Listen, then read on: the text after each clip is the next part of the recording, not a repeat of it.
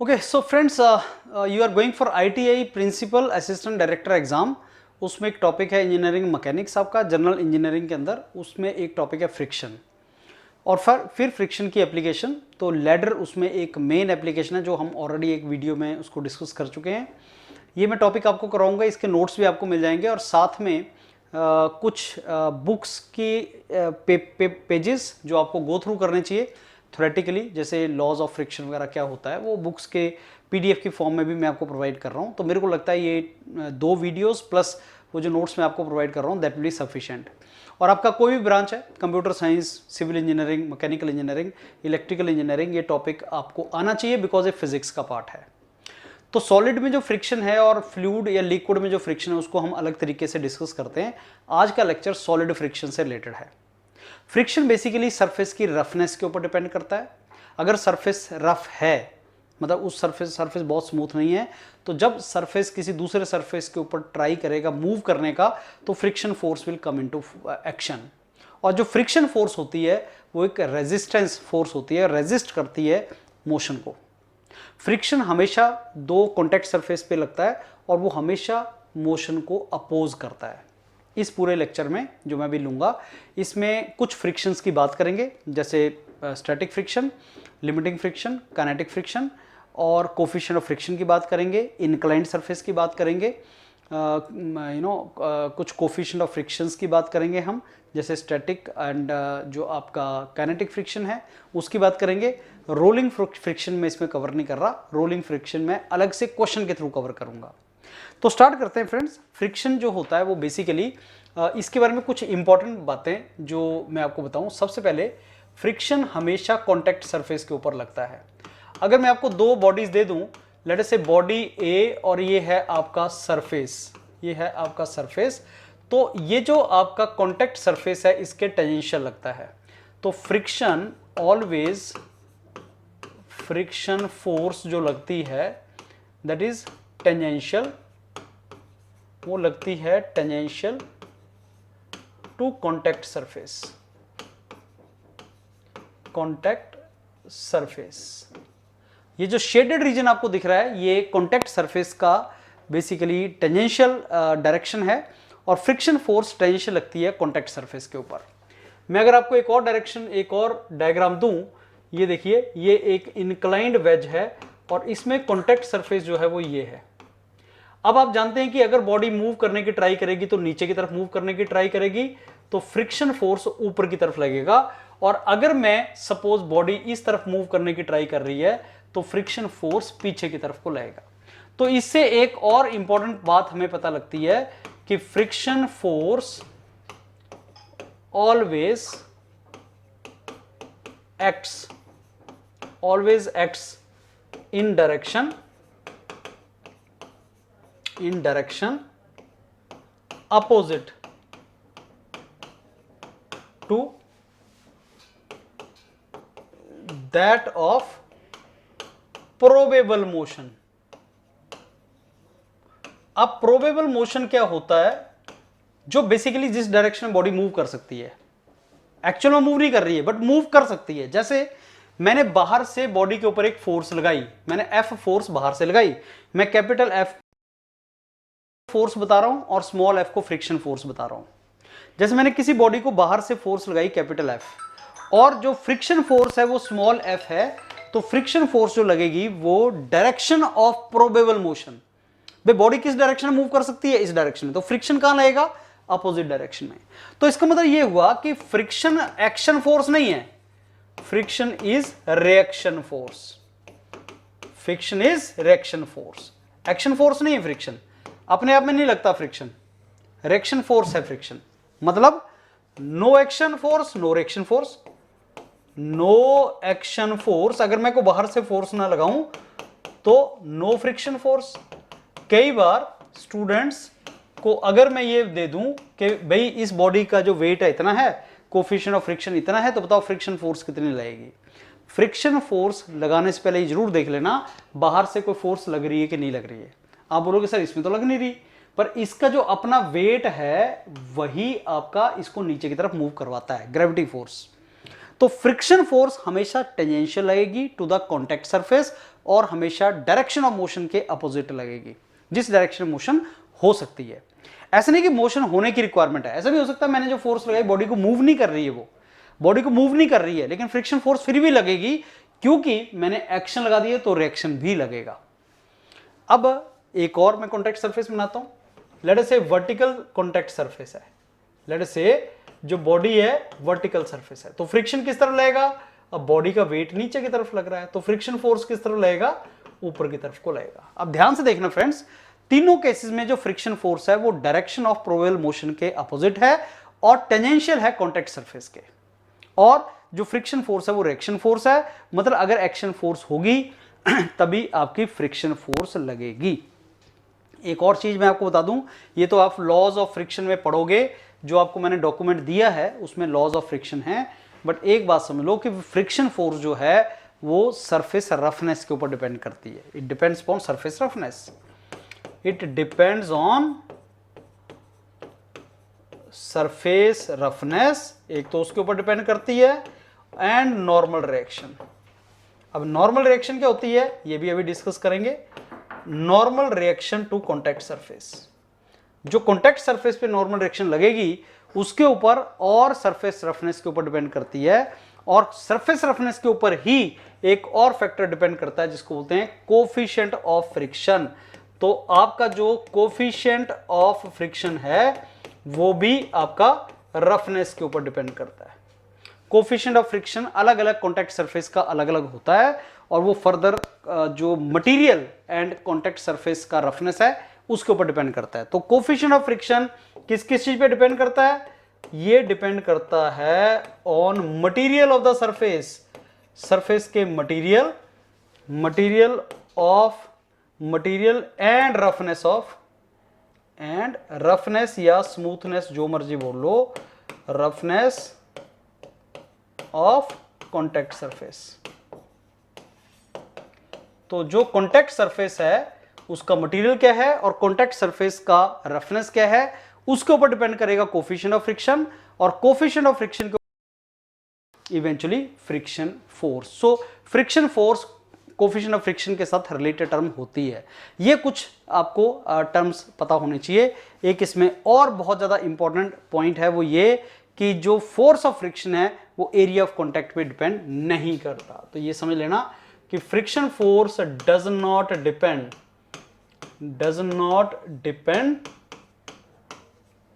On area of contact, area of contact ये बहुत ज्यादा इंपॉर्टेंट है, एरिया ऑफ कॉन्टैक्ट के ऊपर डिपेंड नहीं करता।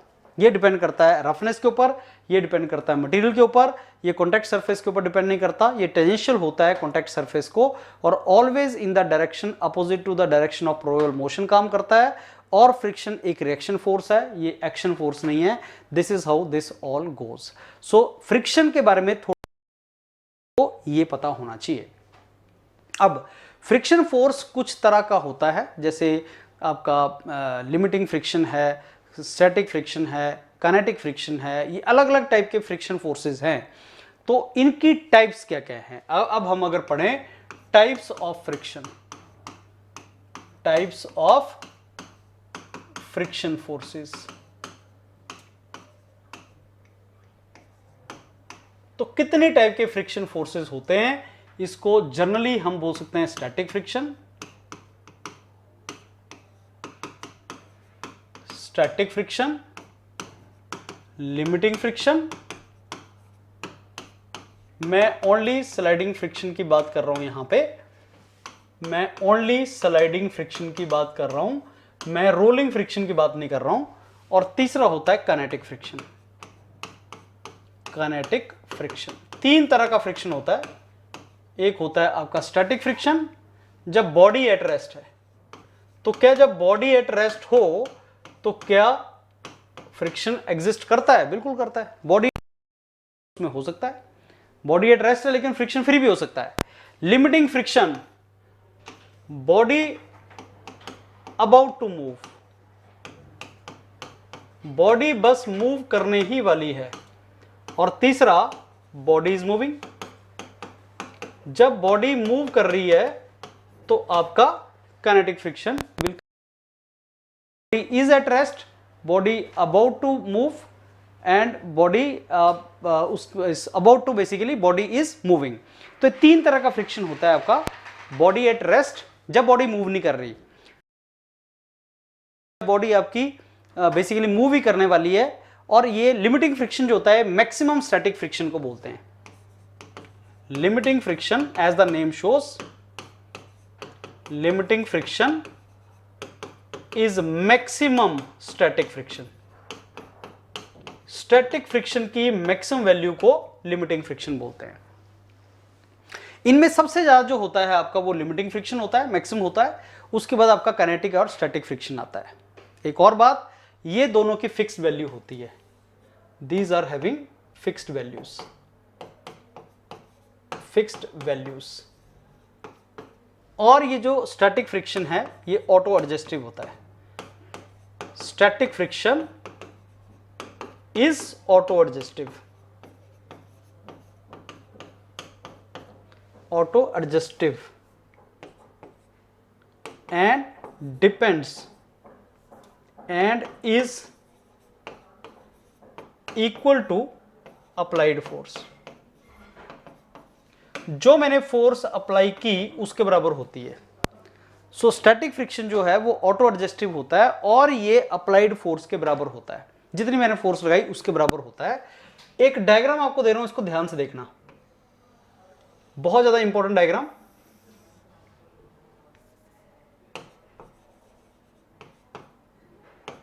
इस तरफ मैंने एक्सटर्नल फोर्स लगा दी,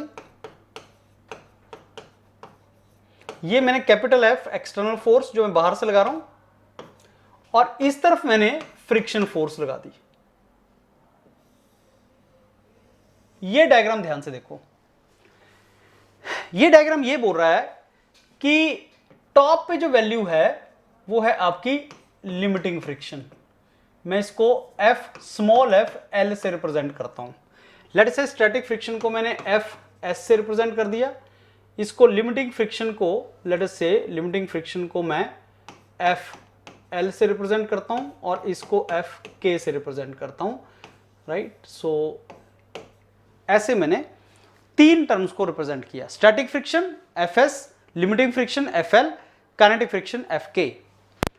अब यहां पे इसके लेफ्ट साइड जो है वो एफ एस है, स्टैटिक फ्रिक्शन।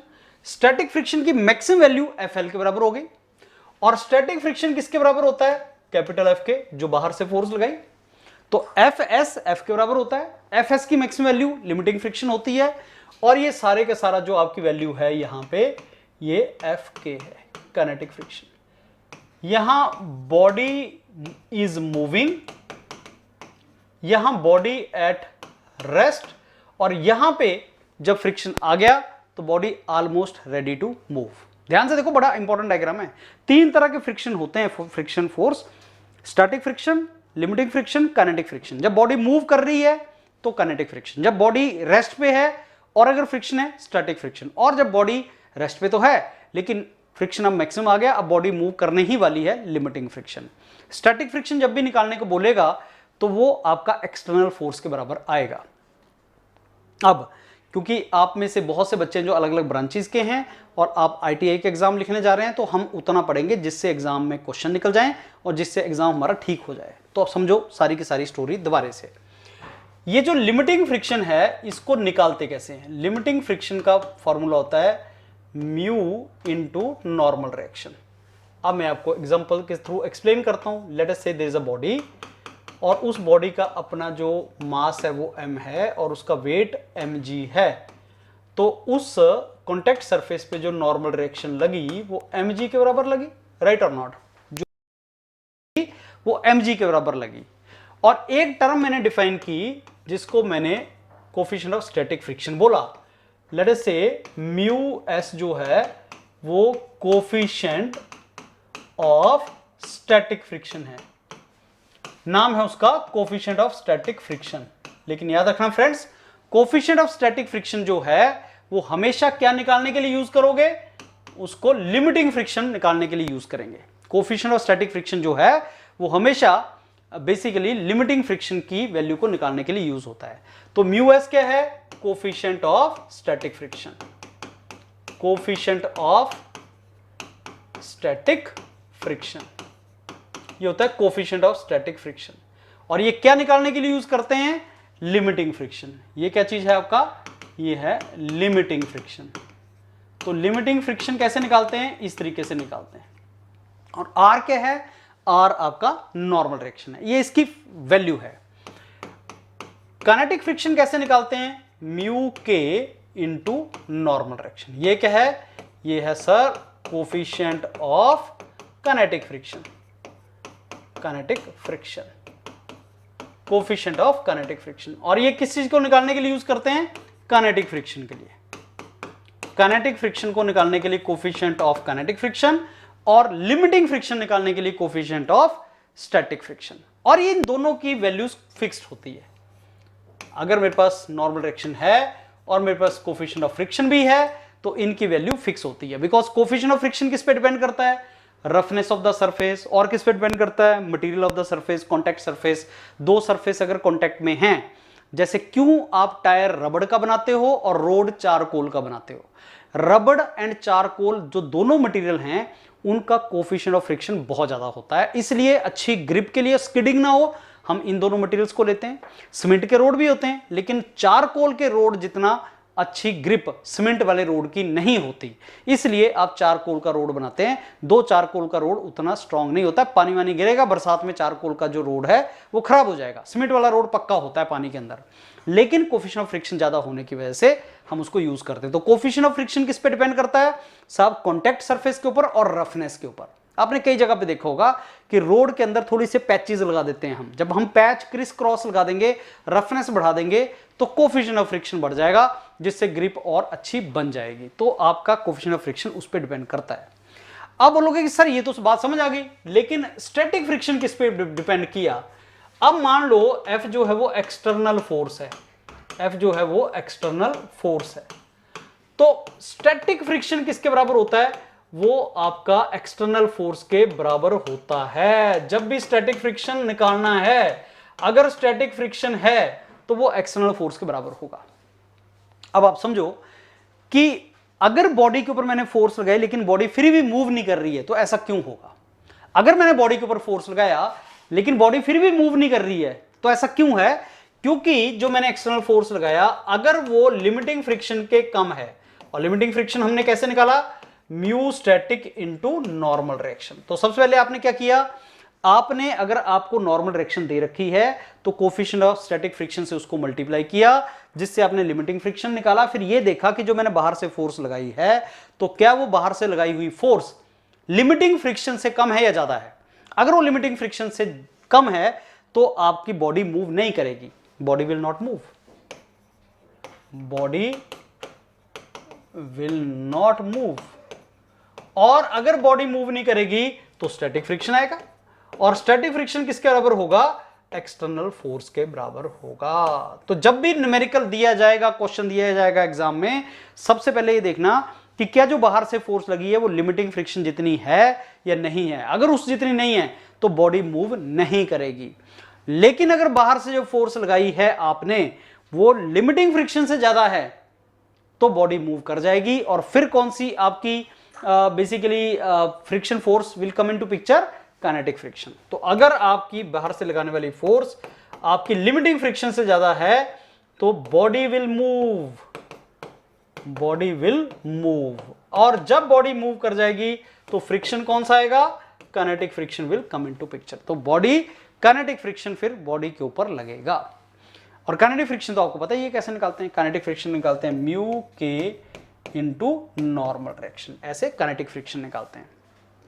अब एक बात समझ लो कि कोफिशिएंट ऑफ फ्रिक्शन का कोई भी डायमेंशन नहीं होता। Coefficient of friction is dimensionless, dimensionless, unitless. ये एक कांस्टेंट टर्म होती है। कोफिशिएंट ऑफ फ्रिक्शन का ना तो कोई डायमेंशन होता है ना कोई यूनिट होता है।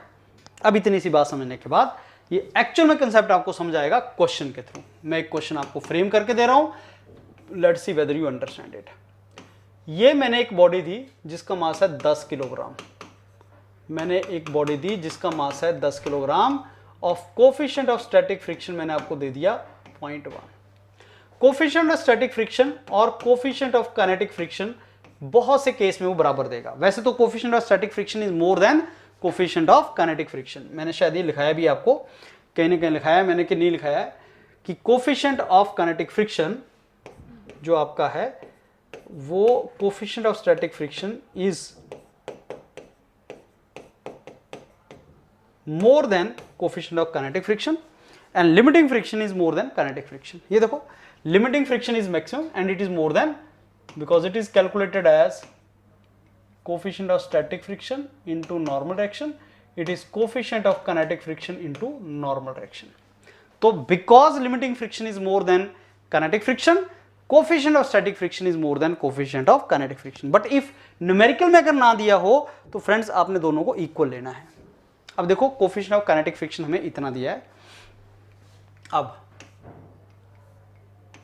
मैंने बाहर से फोर्स लगाई F, मैंने बाहर से फोर्स लगाई F। अब आपको क्या निकालना है, आपको एनालाइज करना है, फ्रिक्शन फोर्स निकालनी है। फाइंड फ्रिक्शन फोर्स,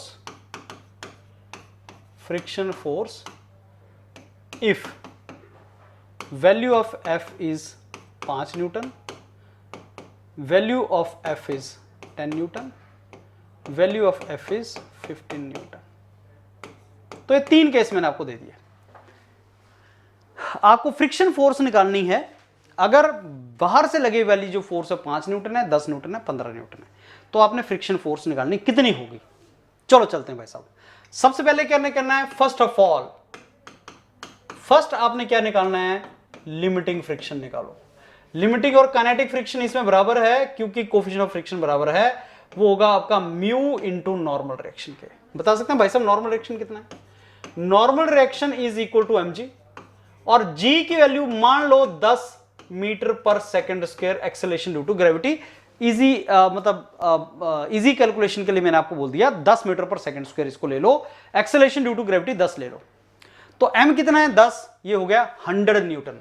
तो म्यू कितना है 0.1 इंटू 100, तो कितना आ गया 10 न्यूटन। तो भाई साहब जो लिमिटिंग फ्रिक्शन है 10 न्यूटन है। अब पहला केस लेते हैं, हमारे पास 3 केस दे रखे हैं, ए बी सी, 3 केस दे रखे हैं।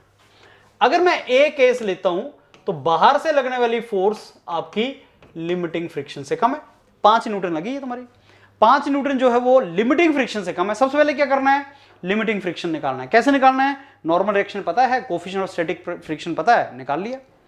अब हमने देखा कम लगी है, body will not move, body at rest, body तो मूव करेगी नहीं। अगर बॉडी मूव नहीं करेगी तो जो स्टैटिक फ्रिक्शन आएगा वो किसके बराबर आएगा, जो बाहर से फोर्स लगी है। ऑटो एडजस्टिव है ना, एक्शन है, न्यूटन का थर्ड लॉ। जितना मैंने एक्शन किया 5 न्यूटन, बॉडी भी उतना ही रिएक्ट कर रही है 5 न्यूटन। मैंने 6 न्यूटन लगाया, बॉडी 6 न्यूटन फ्रिक्शन डिस्प्ले करेगी। मैंने 7 न्यूटन लगाया, बॉडी 7 न्यूटन फ्रिक्शन डिस्प्ले करेगी। यह मामला कब तक चलता रहेगा, जब तक लिमिट नहीं आ गई कि बॉडी अब मूव करने वाली है। तो अब दूसरे केस में भाई साहब लिमिट आ गई, body about to move, body बस भाई साहब मूव करने ही वाली है, तो फ्रिक्शन जो हमारे पास लगा वो कितना लगेगा, लिमिटिंग फ्रिक्शन के बराबर लग जाएगा। जितनी मैंने फोर्स लगाई, बी केस में कितना है 10 न्यूटन, तो मैंने जितनी फोर्स लगाई बॉडी उतना मूव कर गई। और क्योंकि यही फ्रिक्शन आपका जब बॉडी मूव करेगी तो ऑब्वियसली जो काइनेटिक फ्रिक्शन आएगा और कोफिशिएंट ऑफ काइनेटिक फ्रिक्शन भी आपका सेम दे रखा है। तीसरे केस में क्या होगा, अब F जो है वो लिमिटिंग फ्रिक्शन से ज्यादा है, F जो है वो लिमिटिंग फ्रिक्शन से ज्यादा। अगर F लिमिटिंग फ्रिक्शन से ज्यादा है, body will move, body will move.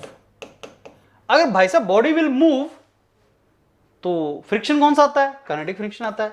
लेकिन काइनेटिक फ्रिक्शन कितना होता है, coefficient of kinetic friction into normal reaction, coefficient of kinetic friction भी उतना ही दिया है, तो अब 10 न्यूटन ही आएगा। Normally coefficient of kinetic friction जो होता है वो लिमिटिंग से कम होता है, तो जैसे बॉडी मूव करना स्टार्ट करेगी फ्रिक्शन थोड़ा सा कम हो जाएगा। तो आप बोलोगे इन दोनों केसेस में क्या डिफरेंस है, इन दोनों केसेस में क्या डिफरेंस है। अगर मैं फ्रिक्शन 10 न्यूटन लगाऊं या तीसरे में 15 न्यूटन लगाऊं तो डिफरेंस क्या है? यहां मैंने 10 न्यूटन फोर्स लगाई बाहर से, यहां 15 न्यूटन फोर्स लगाई, तो डिफरेंस क्या है? डिफरेंस से है बॉडी विल एक्सरलेट, बॉडी एक्सरलेट करेगी, body moves eight uniform velocity. ये बहुत बड़ा डिफरेंस है।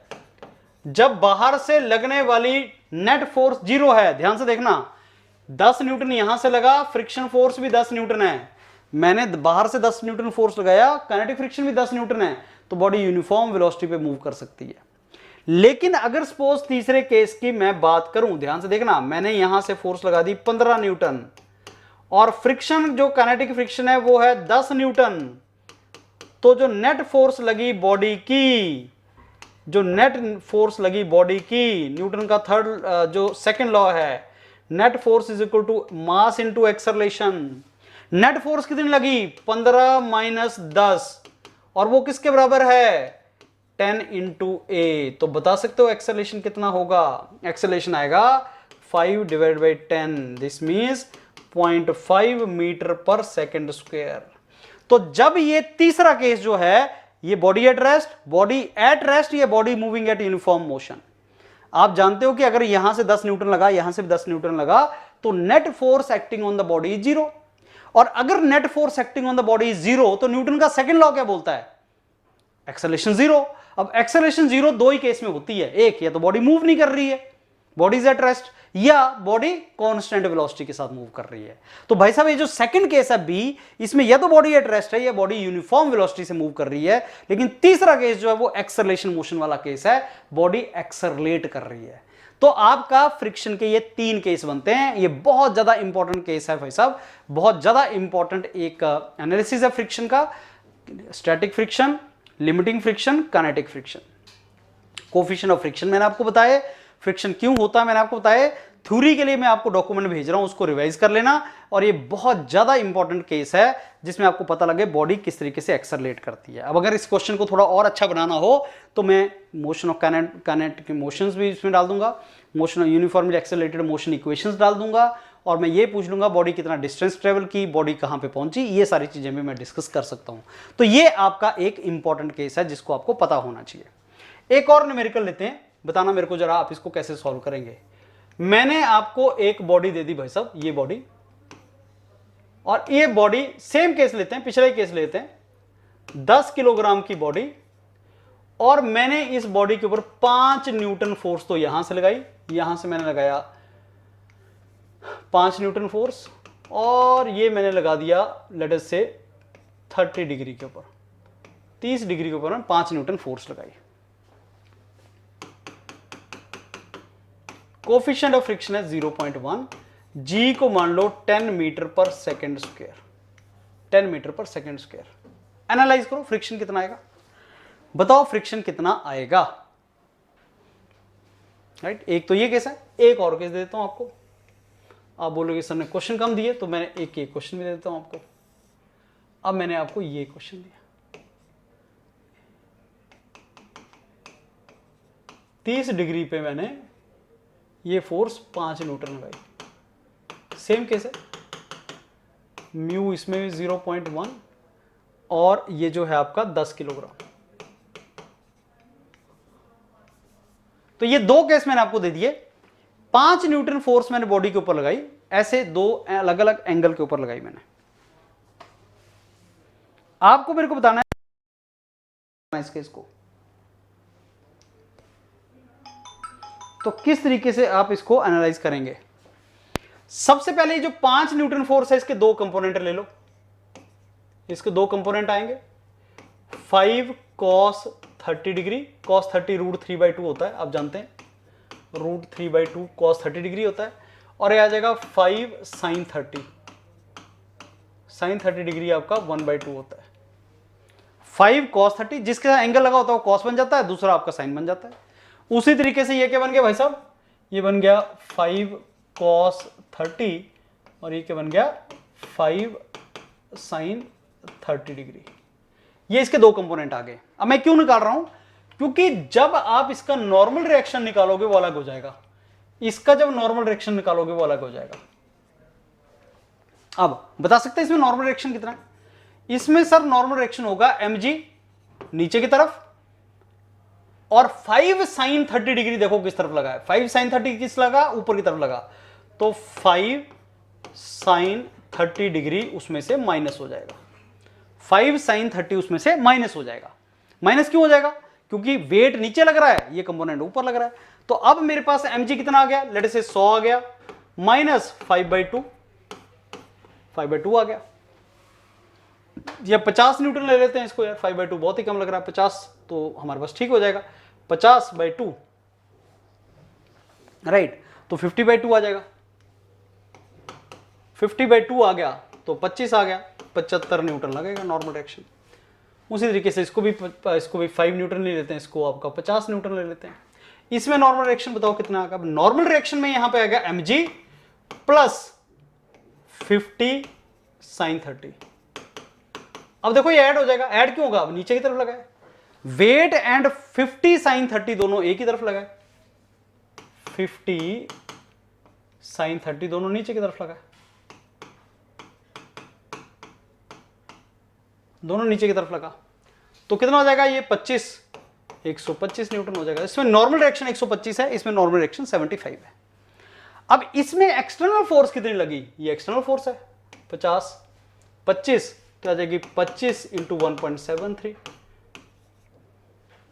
इतना लग गया, रफली निकाल रहा हूं।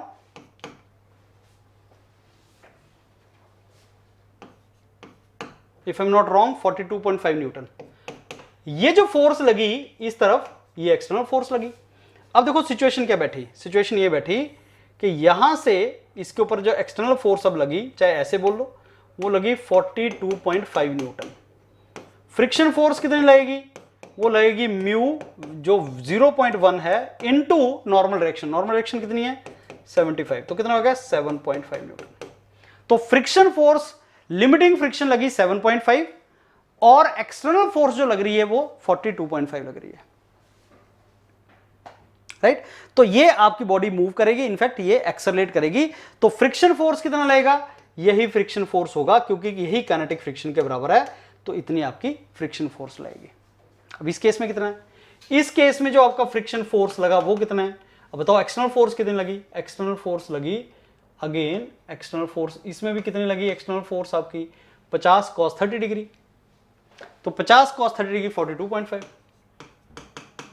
तो अब हमारे पास जो फ्रिक्शन फोर्स है that is mu, limiting friction कितनी? Mu into M G, 0.1 into M G, तो ये आ जाएगी आपकी 12.5 न्यूटन।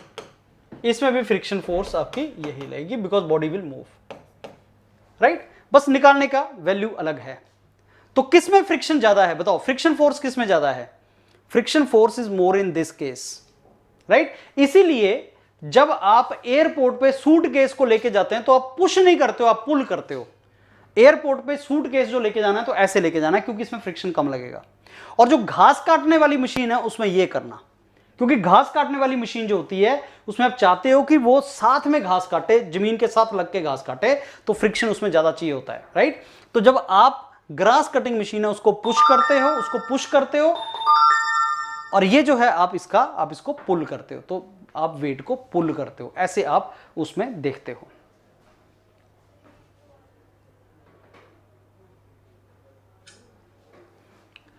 अब एक टर्म होती है भाई साहब angle of friction. There is a term called angle of friction.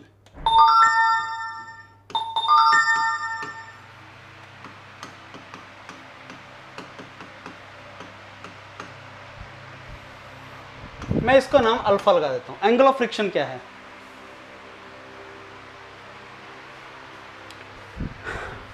बस ये समझ लो, स्लाइडिंग फ्रिक्शन के केस में अगर एंगल ऑफ फ्रिक्शन दे रखा हो आपको, अगर आपको एंगल ऑफ फ्रिक्शन दे रखा है, ये कोफिशिएंट ऑफ फ्रिक्शन है, तो tangent alpha is equal to mu. बस ये याद रखना, न्यूमेरिकल के हिसाब से, एग्जाम के हिसाब से इसको याद रखना। अच्छा, इसका मीनिंग बताओ सर क्या है? इसका मीनिंग है ये आपका फ्रिक्शन फोर्स, ये आपका नॉर्मल डायरेक्शन, और ये आपका एंगल ऑफ फ्रिक्शन अल्फा, ठीक है? टेंजेंट अल्फा किसके बराबर हुआ, perpendicular which is F over base R. F किसके बराबर होता है, mu into normal direction over normal direction.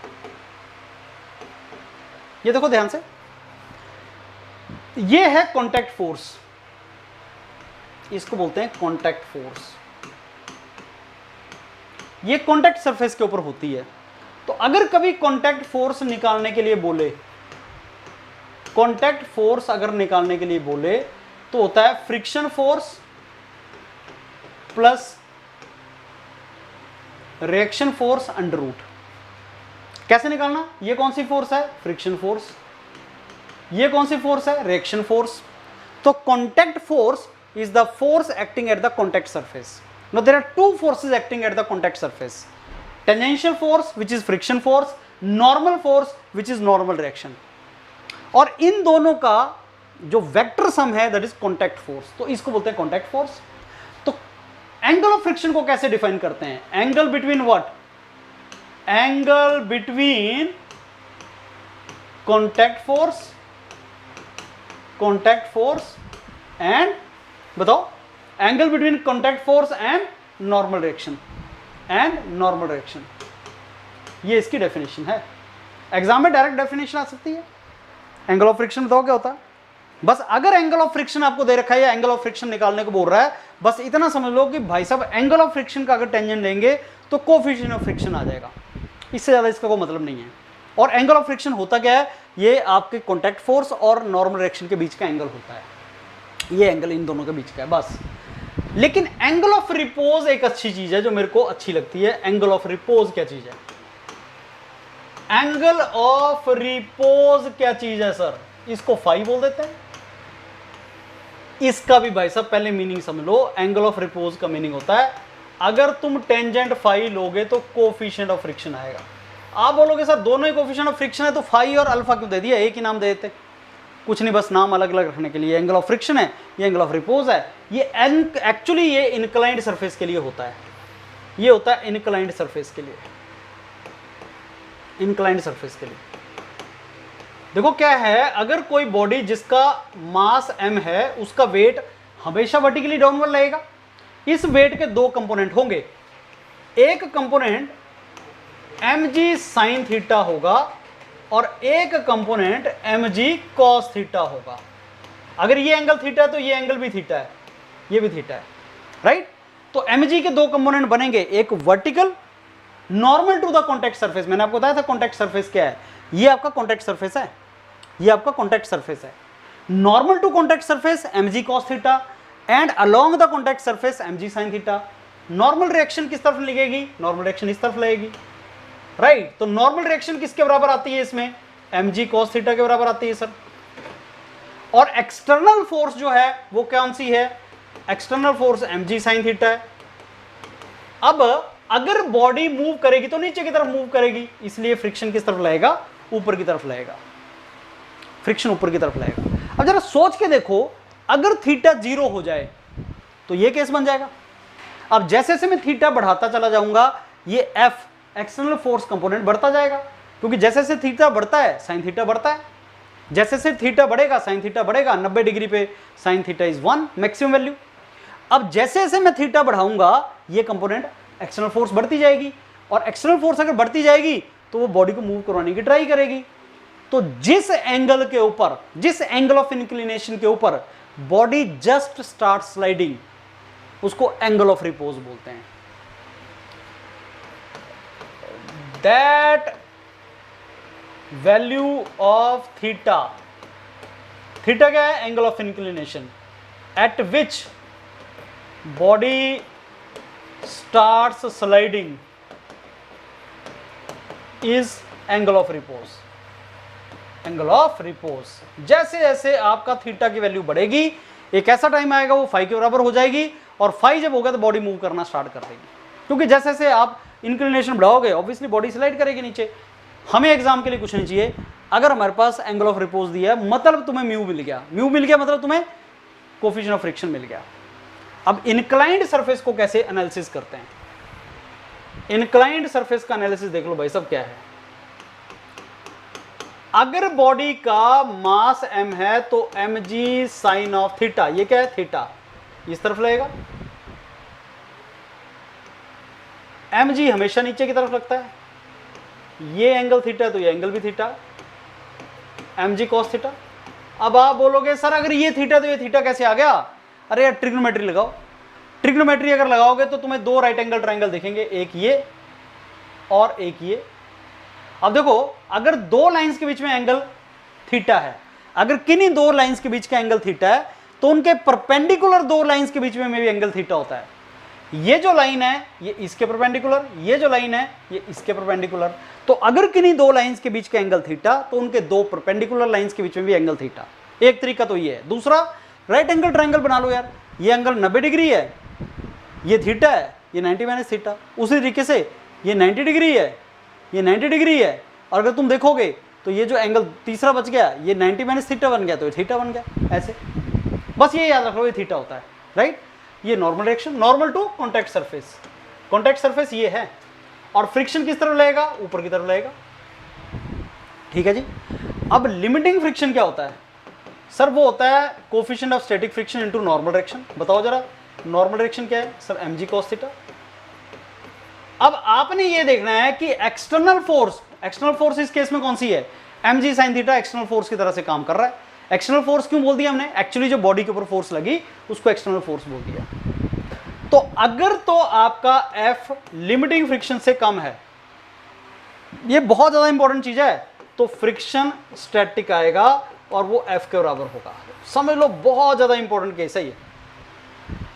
आपने कैलकुलेशन मारी और आपने देखा कि ये जो f है ये लिमिटिंग फ्रिक्शन से कम है। सबसे पहले लिमिटिंग फ्रिक्शन निकालना है। लिमिटिंग फ्रिक्शन कैसे निकालना है? कोफिशिएंट ऑफ स्टैटिक फ्रिक्शन को नॉर्मल डायरेक्शन से मल्टीप्लाई करना है। अगर तुम्हें लगा कि ये जो value f mg sin theta है ये आपकी इससे कम आ रही है, तो फ्रिक्शन कितना लगेगा? ये नहीं लगेगा, फ्रिक्शन लगेगा स्टैटिक फ्रिक्शन। और स्टैटिक फ्रिक्शन कितना होता है? वो होता है आपका एक्सटर्नल फोर्स, और एक्सटर्नल फोर्स कितनी है? mg sin theta. लेकिन अगर f आपका लिमिटिंग फ्रिक्शन से ज्यादा है तो फोर्स ऑफ फ्रिक्शन क्या लगेगी? लिमिटिंग फ्रिक्शन लगेगी। वो कितनी है?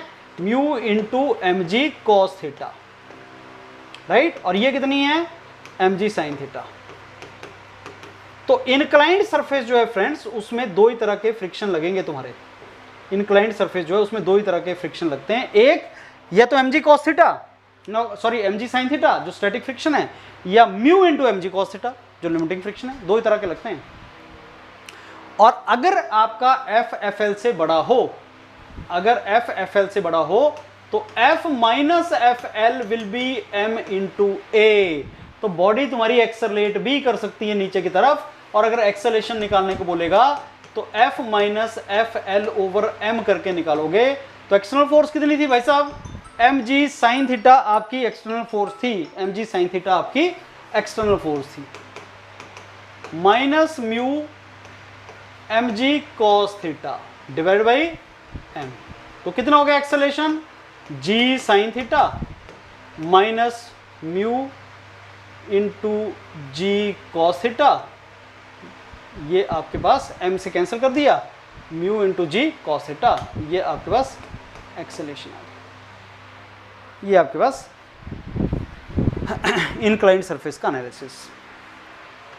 ITI के एग्जाम में सिंपल क्वेश्चन आते हैं, डिफिकल्ट क्वेश्चन नहीं आते। इसका लैडर वाला एप्लीकेशन मैं आपको पहले करवा चुका हूं। इस कंसेप्ट को करना स्टार्ट करो, इसके बेस पे हम बहुत से क्वेश्चंस भी निकालेंगे। अब एक और केस बड़ा नॉर्मल केस होता है। Let's see whether you understand it और नॉट। ये मैंने बना दी महिंद्रा की गाड़ी। आजकल नई गाड़ी निकली है ना महिंद्रा की, वो है ये जो आप लोग खरीद रहे हो आजकल। और गाड़ी आगे की तरफ एक्सेलरेट कर रही है ए, राइट। ये गाड़ी आगे की तरफ एक्सेलरेट कर रही है। यहां पे कोई वेज पड़ा हुआ है जिसका मास है m। बताओ ये नीचे गिरेगा कि नहीं गिरेगा? अब ये केस आ गया आपका कॉन्टैक्ट सरफेस का। मैं इसका बड़ा व्यू ले लेता हूं।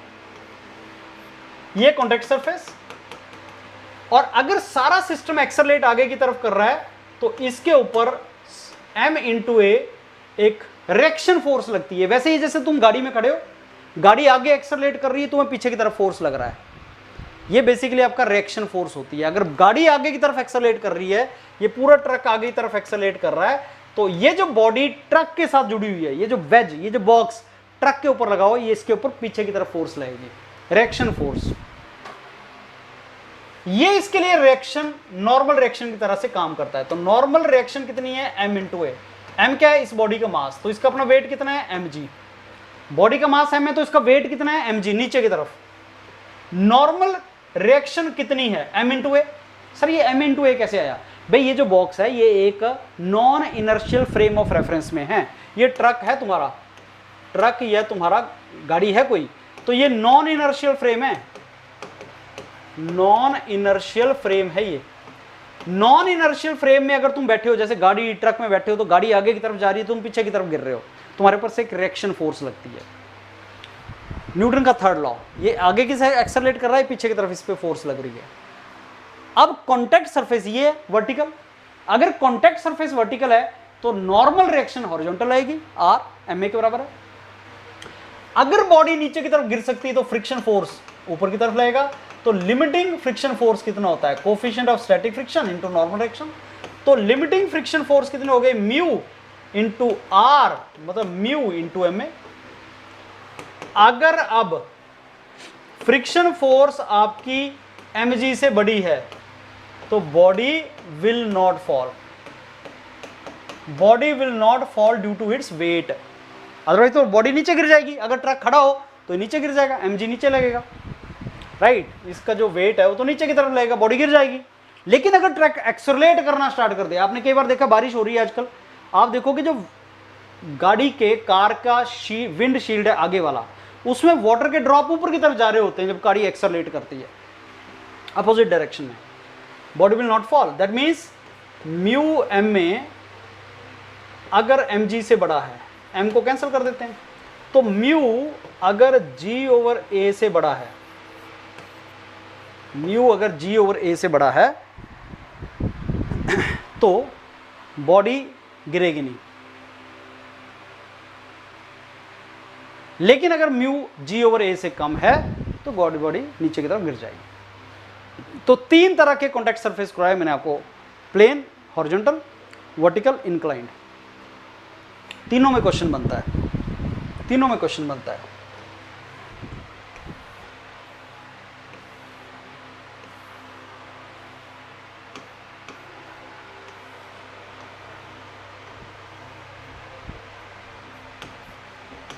Small m, capital M, theta, इसको कैसे एनालिसिस करेंगे? एक मैंने पुली लगा दी, राइट, ऐसे एक मास है स्मॉल m और ऐसे एक स्ट्रिंग है। अगर सपोज स्ट्रिंग आपकी सेम है, पुली के ऊपर ऐसे वेज मास लटका दिए, स्मॉल m कैपिटल M, इसको कैसे एनालिसिस करेंगे? मान लो ये एक्सेलरेट ए एक्सेलरेशन के साथ नीचे जा रहा है, एनालिसिस कैसे करेंगे? ए एक्सेलरेशन के साथ नीचे जा रहा है, मान लो ए पॉजिटिव आ गया तो हमारी अजम्पशन ठीक है, ए नेगेटिव आ गया तो अजम्पशन गलत है। अब फ्री बॉडी डायग्राम लेंगे इसका, फ्री बॉडी डायग्राम। सर ये क्या बीमारी है फ्री बॉडी डायग्राम? अरे भाई तुम्हें कितनी बॉडीज नजर आ रही हैं, एक ये, इसको फ्री कर दो, बाकियों से फ्री कर दो, मतलब दूसरे मास से हटा दो, इसका एनालिसिस करो।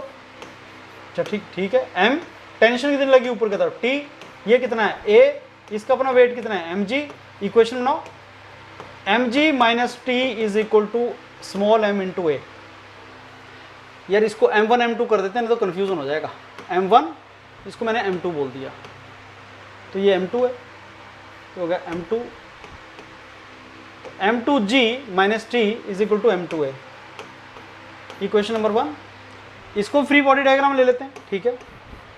अब इसमें टेंशन कितनी, T, ये कैसे एक्सेलरेट कर रहा है A, और इसके ऊपर फोर्स कितना लगा, फ्रिक्शन फोर्स लगा, वो कितना है mu into m1 g into cos theta. Sir ये m1 g into cos theta कहाँ से आ गया? नॉर्मल डायरेक्शन कितनी है, m1 g into cos theta, किया तो था हमने, ये m1 g लगेगा नीचे की तरफ, और ये कंपोनेंट कौन सा है m1g इंटू कॉस थीटा, और ये कौन सा लगा m1g इंटू साइन थीटा, और फ्रिक्शन भी लगा, तो ये फोर्सेस लगी इसके ऊपर। अब बॉडी इस तरफ एक्सेलरेट कर रही है, मतलब t minus m1g sine theta minus friction भी लगा mu m1g cos theta is equal to m1 into A, equation number 2। अब m1 m2 थीटा आपको दिया होता है, m1 दिया होता है, m2 दिया होता है, थीटा भी दिया होता है। आपको निकालना क्या होता है, अगर आप इन दोनों को जोड़ोगे तो t कैंसिल हो जाएगा, तो एक्सेलरेशन निकालना होता है और टेंशन निकालना होता है कितनी की। अब अगर मान लो a पॉजिटिव आ गया तो आपकी अजम्पशन सही थी, लेकिन अगर a पॉजिटिव नहीं आया तो आपकी अजम्पशन गलत थी। ऐसे एनालिसिस होता है। ये 4-5 क्वेश्चन है मेरे को लगता है जहां से फ्रिक्शन से आपसे क्वेश्चन पूछ सकता है। अगर इतना कंसेप्ट आपको समझ आ गया तो मैं एक और क्वेश्चन, एक और वीडियो फ्रिक्शन के ऊपर बनाऊंगा जिसमें क्वेश्चंस करेंगे। मेरे को लगता है ये टॉपिक आपको समझ आ जाएगा, तो फिर हम जो उस नेक्स्ट टॉपिक में मैंने आपको कुछ क्वेश्चंस दिए हैं उनको रिवाइज करो फ्रेंड्स, और जितना मैंने समझाया उसको समझो। फ्रिक्शन और फ्रिक्शन से रिलेटेड जो क्वेश्चंस है आपके निकल जाएंगे। इंजीनियरिंग मैकेनिक्स नहायत ही सिंपल सब्जेक्ट है, बहुत ही सिंपल सब्जेक्ट है, आप सब लोगों को समझ आ जाएगा। जब मैं आपकी क्लास लूंगा तो आपके साथ इसको डिस्कस भी कर लूंगा। चलो ऑल द बेस्ट, रिवाइज करो इसको। Thank you.